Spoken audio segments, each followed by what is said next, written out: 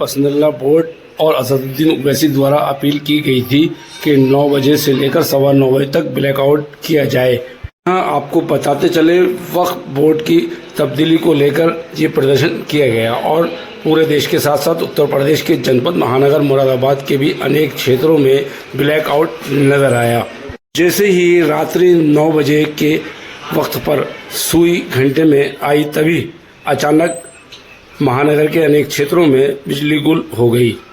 मुरादाबाद के पूर्व सांसद डॉक्टर ST हसन ने अपना वक्तव्य रखते हुए कहा कि वे जहां कश्मीर की घटना को लेकर पूरे देश के लोग एक साथ हैं, तो वहीं इंटरनल देश के कानून वक्फ बोर्ड को लेकर भी पूरी तरीके से प्रदर्शन करते हुए नजर आ रहे हैं और सभी ने 9 बजे से लेकर 9:15 बजे तक बिजली गुल रखी। वहीं मजलिस इत्तेहादुल मुस्लिमीन के महानगर अध्यक्ष वकील रशीद ने तहलका न्यूज़ चैनल से बात करते हुए बताया,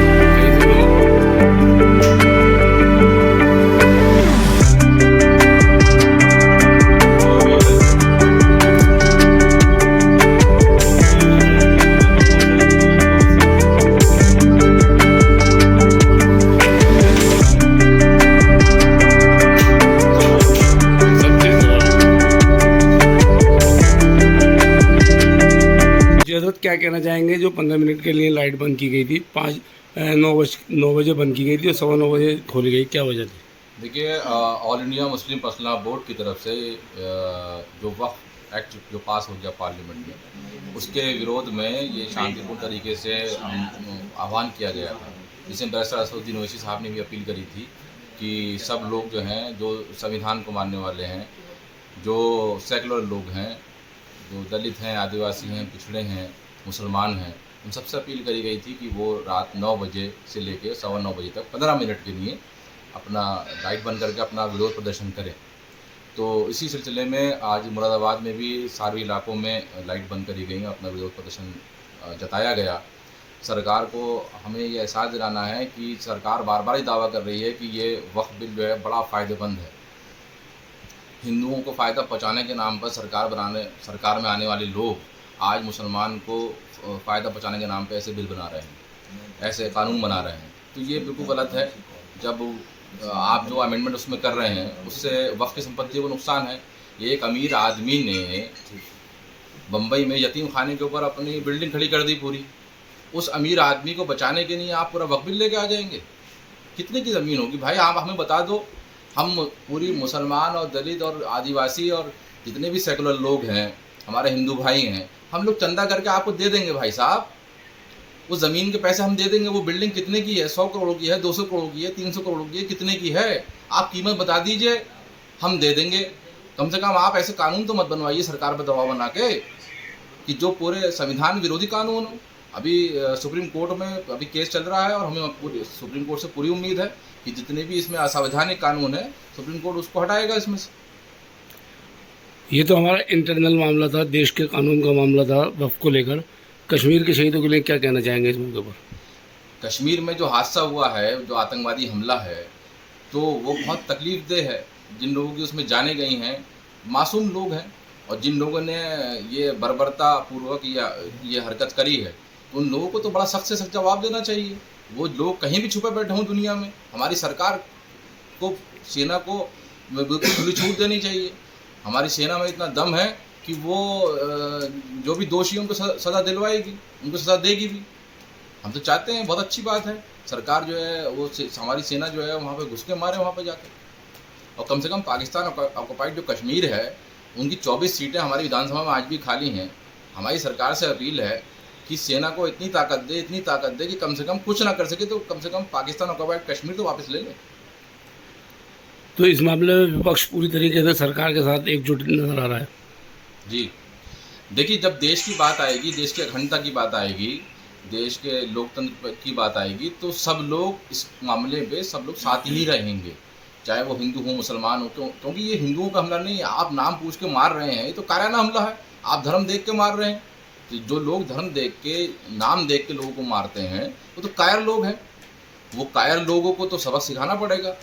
हमारे देश पे, हमारी देश पर कोई हमला करेगा तो उसको ऐसे ही छोड़ दिया जाएगा क्या? बिल्कुल नहीं छोड़ा जाएगा, बिल्कुल नहीं बख्शा जाएगा, उसका बदला लिया जाएगा और लेना भी चाहिए। इंसानियत का मतलब क्या है? इंसानियत है ही यही कि जो क्रिमिनल्स हैं, जो आतंकवादी हैं, वो आतंकवाद तो पूरी दुनिया की नहीं खतरा है, तो पूरी इस आतंकवाद को जड़ से ख़त्म कर देना चाहिए।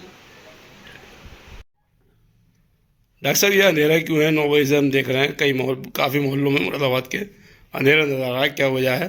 अब मोबाइल की रोशनी में आपकी बाइट करते हैं, क्या कहना चाहते हैं?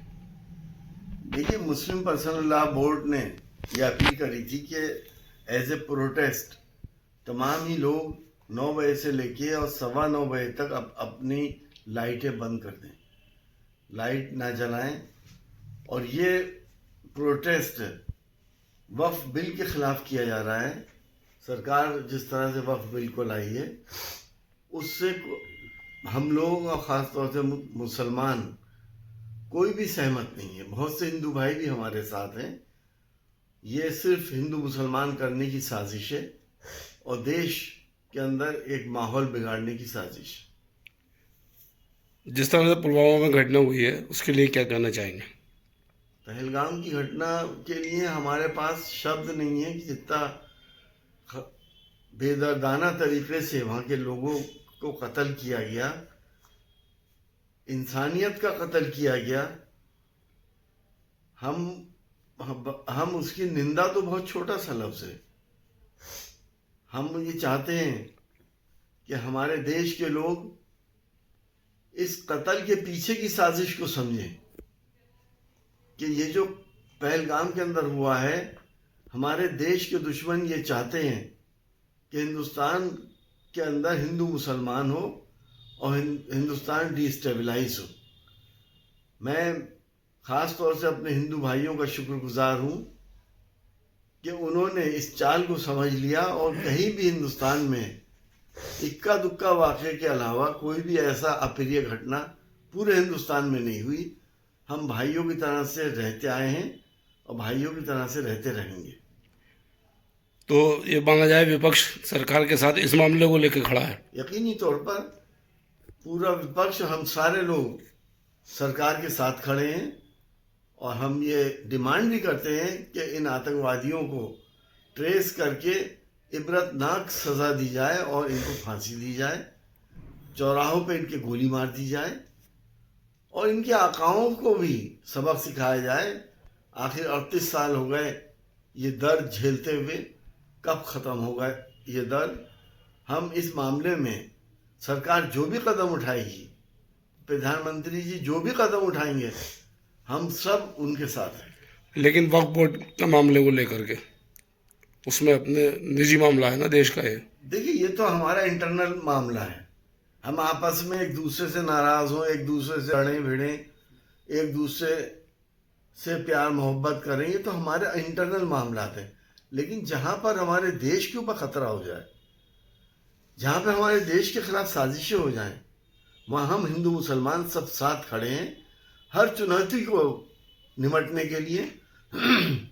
और ये एहसास दिला देंगे हम दुनिया को कि हिंदुस्तान के हिंदू मुसलमान को ना कोई बांट सकता है, ना आज तक कोई बांट पाया है। ठीक।